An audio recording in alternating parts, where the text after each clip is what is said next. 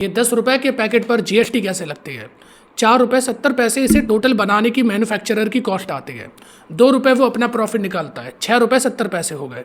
फिर जब इसकी 5% जीएसटी निकाली जाती है तो वो कुछ 33 पैसे के करीब आती है, क्योंकि जब मैन्युफैक्चरर इस प्रोडक्ट को बना रहा था तो बनाने में भी उसने बहुत सी जीएसटी दी थी।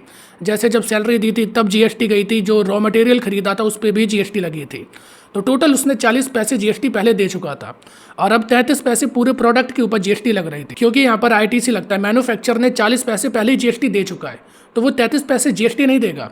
इनपुट और आउटपुट को माइनस करके हम नेट जीएसटी को निकालते हैं, तो उल्टा सरकार 7 पैसे की क्रेडिट मैन्युफैक्चरर को देगी। लेकिन जब ये डिस्ट्रीब्यूटर के पास जाएगा 7 रुपए का होकर, तो डिस्ट्रीब्यूटर 43 पैसा अपनी वो रखेगा प्रॉफिट, और जब उसके ऊपर 5% जीएसटी लगेगी वो होगी 37 पैसा। डिस्ट्रीब्यूटर भी यहाँ पे पूरी जो जीएसटी कलेक्ट करेगा वो सरकार को नहीं देगा, क्योंकि 33 पैसे वो पहले ही जीएसटी इस पे भर चुका है, इसीलिए नेट जीएसटी उसकी 4 पैसा हुई। अब जब ये रिटेलर के पास आता है तो ये 7 रुपये 80 पैसा का हो चुका है। रिटेलर ने इसके ऊपर अपना प्रॉफिट मार्जिन लगाया तो इसकी कीमत हो गई 9 रुपये 53 पैसा। अब इसका जो 5% जीएसटी होगा वो होगा 47 पैसे।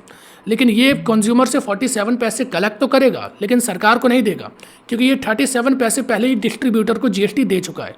तो सरकार को केवल 10 पैसे की जीएसटी मिलेगी और पूरा जो जीएसटी का बर्डन आ जाता है वो कंज्यूमर के ऊपर आ जाता है।